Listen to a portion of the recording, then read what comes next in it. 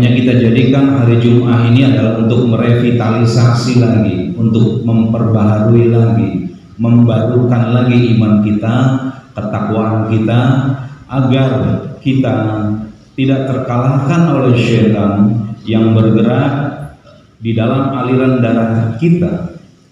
Yang maknanya ketika syaitan iblis bergerak dalam aliran darah kita, maka dia masuk ke seluruh bagian tubuh dalam kita, bagian internal yang ditangani kalau urusan kesehatan fisik oleh para internis, maka dia akan mengganggu ke semua fungsi tubuh itu supaya untuk bermaksiat, untuk kufur, bukan untuk syukur. Begitulah kesadaran yang harus kita miliki tentang fungsi dan tugas pokok iblis laknatullah yang diciptakan. Marilah sama-sama, khususnya saya mengajak diri saya sendiri dan ikhwatul iman semua, untuk menebalkan, meningkatkan kesabaran kita. Perlu kita sabar dalam derita kehidupan dunia ini untuk mendapatkan jatah surganya Allah. A'udzubillahi minasyaitonirrajim. Salamun alaikum bima sabartum fa ni'ma uqbaddar. Maka ketika diucapkan selamat kepada kita, selamat sejahtera atas kamu wahai penghuni surga, karena sabartum, kesabaranmu.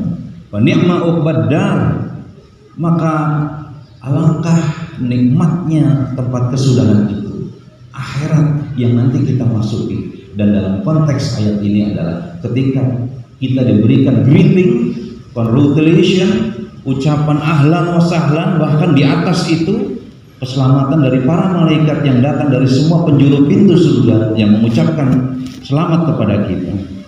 Kemudian Anas bin Malik radhiyallahu anhu menjelaskan bahwa Nabi SAW yang memberikan suatu pengertian dan menancapkan pemahaman, bersabarlah dalam hidup ini. Inna idhamal jazai ma'idhamil bala. Sesungguhnya pahala besar itu selalu melekat, menempel pada ujian yang berat. Indonesia yang mayoritasnya adalah masyarakat miskin, tentu pintu kemiskinan yang menjadi alat untuk menyesatkan kita. Atas dasar alasan kemiskinan, maka kita melakukan maksiat-maksiat. Maka bagi yang kaya pun demikian, atas nama kekayaan, dari pintu kekayaan, maka iblis memalingkan dia dari sikap syukur dan dipalingkan dia dari kesemulaan untuk apa dia diciptakan. Karena nikmat yang dimaksud di surga itu sama istilahnya, namun beda keadaannya.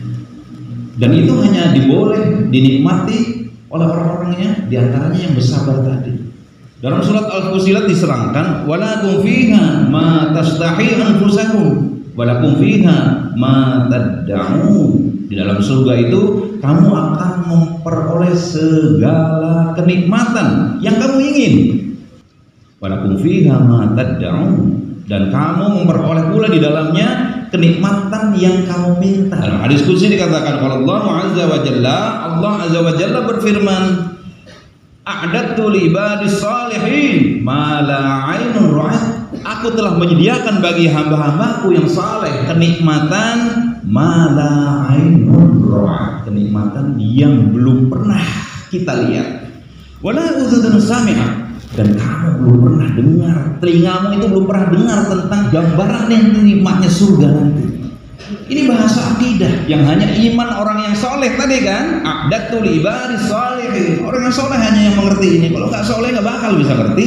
Wala udhun sami'at wala khatar ala qalbi basyarin, dan belum pernah pula terlintas dalam pikiranmu kenikmatan yang begini. Wah, jadi itu logis. Pernyataan ini sangat logis, makanya sangat gegabah dan kurang ajar sekali, dan mungkin Allah akan mencabik-cabik mulutnya. Surga itu bohong, neraka itu tidak ada. Hendaklah para kita orang tua memperhatikan pikiran-pikiran anak-anak kita. Dari siapa dia mengambil ilmu, di mana dia belajar, apa yang dipelajarinya, siapa temannya. Ada sebagian kaum saja yang melakukan maksiat terus menerus, maka itu cukuplah menjadi suatu tiket, suatu pengumuman, ya Allah turunkan azab kepada kami. Ma asaba min musibatin bil 'ad wala fi anfusikum. Bencana yang menimpa di bumi ini dari kita sendiri. Apa buktinya? Buktinya 155 triliun lebih itu duit judi online. Bagaimana kita tidak dirundung dengan ujian, bencana-bencana, harga kebutuhan mencekik, daya beli menurun. Makin kesini hidup bukan makin mudah, makin sulit. Rumah tangga makin berat kita menjaganya. Rumah tangga yang diamanati oleh Allah sebagai rumah tangga yang semestinya untuk membuat suatu komunitas terkecil yang membarikade kejahatan dari kejamnya dunia ini, kita juga cukup kewalahan mengatasinya. Ini menjadi bukti bahwa pantaslah kita ini dari waktu ke waktu tidak pernah berhenti azab datang kepada bangsa kita. Bahwa judi itu adalah fenomena sosial dan merupakan racun sosial, menimbulkan perpecahan umat, kemiskinan dan kemalasan massal karena orang dididik untuk terbuai di dalam harapan, angan-angan, tulul amal.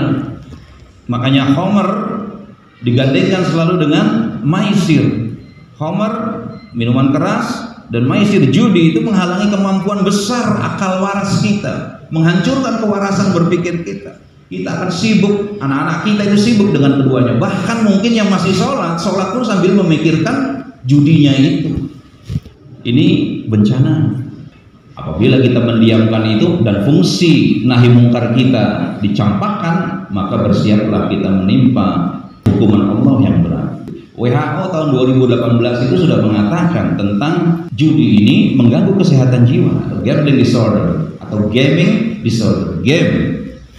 Ya waktu iman yang berbahagia, mari kita jaga keluarga kita dari hal-hal ini yang luar biasa. Dulu orang berjudi itu mencari tempat-tempat yang tersembunyi untuk menghindari pantauan dan hukuman sosial. Sekarang orang judi itu dari HP, di tempat-tempat yang umum, sambil ngobrol, sambil berbicara, itu dilakukan sambil berjudi. Luar biasanya, setan itu tak kenal lelah. Eksistensi iblis akan determinan dan satu tingkat atau beberapa puluh tingkat di atas kita. Karena kita mah kenal lelah, kenal capek, dia tidak pernah kelelahan, tidak pernah capek.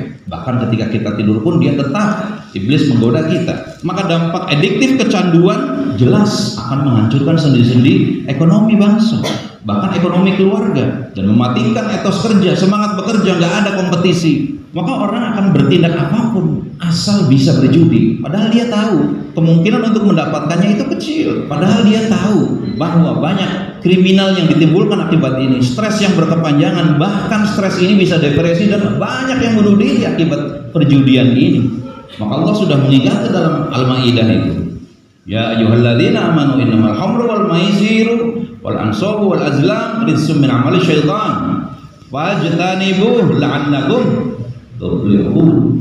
Hai orang-orang yang beriman, sesungguhnya minum khamr, berjudi, korban untuk berhala, mengundi nasib dengan panah adalah termasuk perbuatan syaitan. Fajtanibuhu, jauhilah, istinab, supaya kita beruntung. Jadi apapun nama dan bentuk judi, kita sudah yakin rijs min amali syaitan, najis.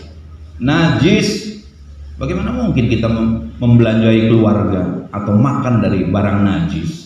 Apapun namanya, dari dulu saya kecil itu ada namanya erek-erek, toto, koni, toto raga, orkas, huahue, macam-macam namanya. Sampai hari ini pun berubah-ubah. Kemarin saya coba tanya beberapa nama, udah ada 6 yang saya kumpulkan. Namanya saya lupa lagi, tapi nama bisa berubah-ubah, tapi esensi dari maisirnya itu tidak. Makanya kenalilah, untung-untungan itu menjadi faktor determinan. Makanya kata-kata rijz itu suka disandingkan dengan arruz. Bagaimana Allah katakan, wajtanibur radza minal audzani wajtanibul qaulaz zur, maka jauhilah olehmu berhala-berhala yang najis itu.